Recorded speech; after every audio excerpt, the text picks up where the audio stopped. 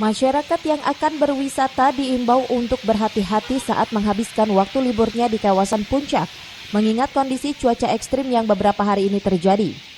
Kepolisian Satlantas Polres Bogor pun menambah personel di 5 pos yang ada di kawasan Puncak, yakni Pasir Muncang, Megamendung, kawasan Pasar Cisarua, pertigaan Taman Safari, hingga jalur Wiratama. Hujan deras yang mengguyur kawasan wisata Puncak tidak menyurutkan wisatawan untuk menghabiskan libur bersama keluarga. Ini terbukti dari peningkatan jumlah volume kendaraan yang terus bertambah.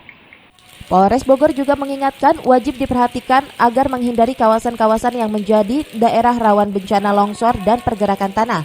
Jangan berteduh di bawah pohon hingga tebingan bukit serta bermain di area sungai yang kapan saja bisa terjadi banjir bandang.